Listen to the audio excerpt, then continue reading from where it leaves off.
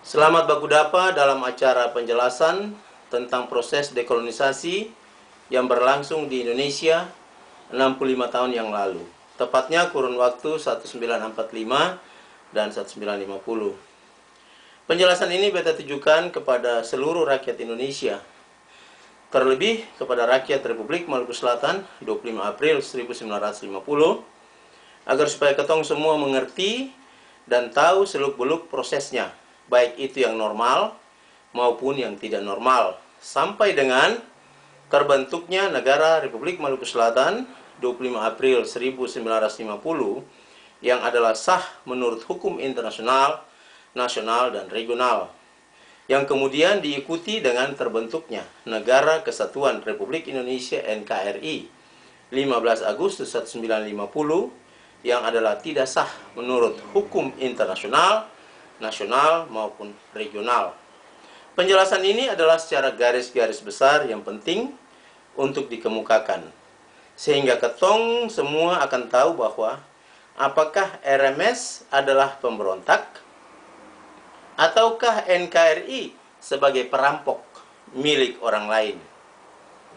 Apakah RMS separatis ataukah NKRI sebagai penjajah yang kejam setelah Belanda. Ikutilah serialnya sampai selesai. Terimalah salam kebangsaan Republik Maluku Selatan. Mena Buria! Saudara-saudara yang beta hormati, kita mulai dengan proses dekolonisasi yang berlangsung di Indonesia. Kita awali dengan proklamasi Republik Indonesia 17 Agustus 1945. Proklamasi Republik Indonesia atau dibatasi di sini ya, Republik Indonesia ini Jogja dan daerah sekitarnya. Dasar daripada proklamasi tersebut adalah Piagam Atlantik ya. Piagam Atlantik ini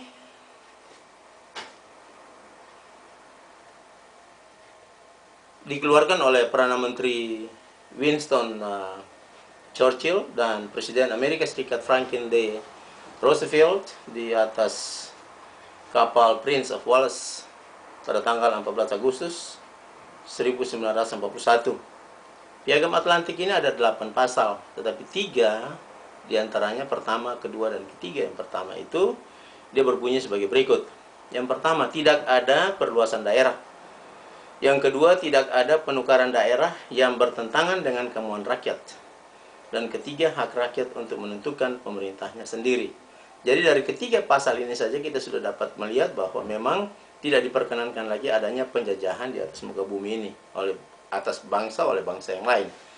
Dan Indonesia pada saat itu mereka menempel atau mengeluarkan piagam ini, dan mereka menempel di mana-mana saja, di emper-emper, di gedung-gedung dan sebagainya. Karena inilah dasar daripada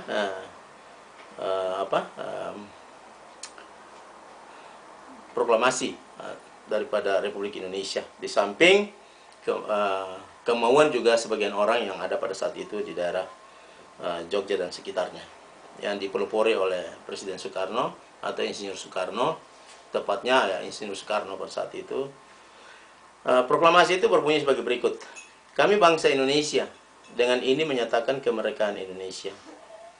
Hal-hal yang mengenai pemindahan kekuasaan dan lain-lain diselenggarakan dengan cara yang seksama dan dalam tempo yang sesingkat-singkatnya. Jakarta, hari 17 bulan 8 tahun 45, atas nama bangsa Indonesia, Soekarno-Hatta. Saudara yang beta hormati, beta ingin untuk lebih bukan membahas, tetapi kita lihat, kalau kita bandingkan antara proklamasi atau teks proklamasi Republik Indonesia dan teks proklamasi Republik Maluku Selatan, sangat jauh berbeda, dan di mana proklamasi daripada Republik Maluku Selatan itu sangat prinsipil dan jelas ya. Tetapi di sini kalau kita lihat bahwa dalam teks proklamasi RI hanya berdasarkan atas nama bangsa Indonesia, sebenarnya oke lah, tidak ada masalah, tapi kriteria atau dia punya konotasi bangsa itu tidak jelas. Di sini Indonesia yang mana? Nomenklaturnya tidak ada. Sebab kalau itu berdasarkan Kebangkitan Nasional 1908 dan atau Budi Utomo 1928, Maka pertanyaan kritis timbul pada saat itu archipelago Hindus Nesos. Hindus Nesos ya, Hindus ini artinya Kepulauan India, Nesos bangsa. Jadi bangsa Kepulauan India. Masih dalam penjajahan Belanda. Dan kehadiran daripada Yong Ambon dan lain-lain Yong di dalam deklarasi Budi Utomo adalah tidak representatif baik untuk mewakili Maluku maupun wilayah lain. Saudara-saudara, Yong di sini generasi muda ya. Sebab Yong Ambon ataupun Yong-Yong yang lain yang ada pada saat itu, atau pemuda-pemuda, pemudi yang ada pada saat itu di Jawa pada saat itu merupakan golongan cendekiawan ataupun klub olahraga yang sangat kecil jumlahnya, dan mereka tidak mempunyai rekomendasi atau mandat untuk mewakili Maluku ataupun wilayah lain. Dan selanjutnya bahwa kita lihat juga tidak ada badan yang diangkat dan dipilih secara bebas dan demokratis oleh rakyat untuk mewakili seluruh Indonesia sesuai konsep Budi Utomo yang bertanggung jawab atas proklamasi tersebut. Jadi mungkin saja ada badan, tetapi badan itu tidak representatif dan tidak demokratis. Ya. Nah, kita lihat di sini, mari kita bandingkan dengan proklamasi daripada Republik Maluku Selatan. Memenuhi kemauan yang sungguh, tuntutan dan desakan rakyat Maluku Selatan.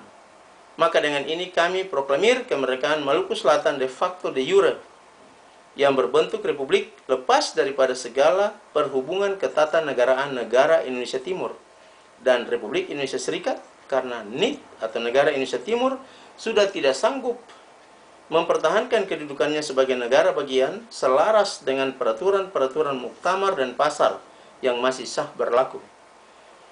Dan juga sesuai dengan keputusan Dewan Maluku Selatan 11 Maret 1947. Nanti kita akan lihat apa itu isi keputusan 11 Maret 1947.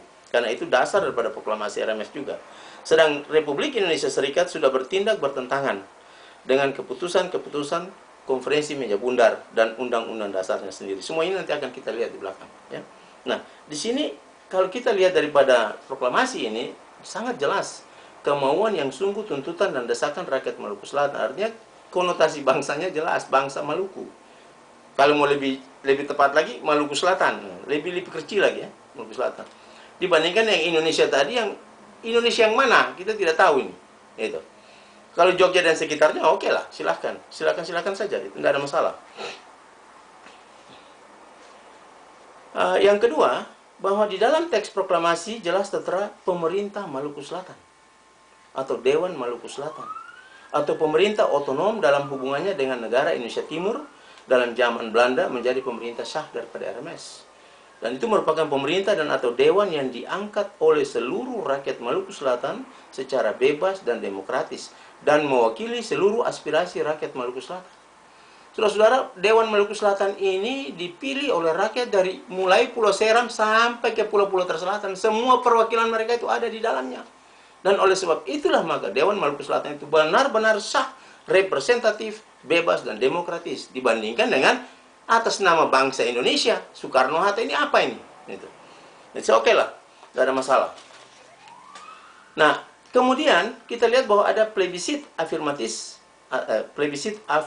ya. Afirmatif ini artinya seperti suatu aklamasi, ya, aklamasi bulat. Ada suara bulat dari seluruh rakyat di Maluku untuk merdeka.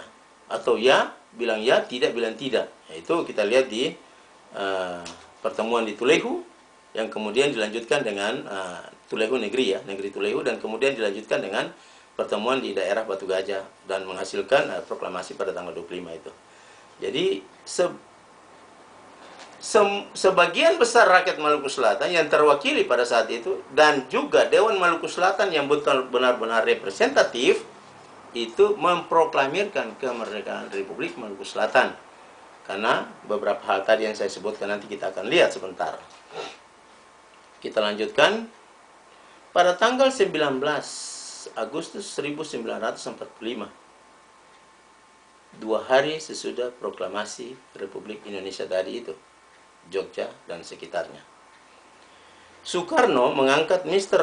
Latu Harhari sebagai gubernur Maluku dengan berkedudukan di Yogyakarta. Saudara-saudara, ini merupakan pelanggaran yang paling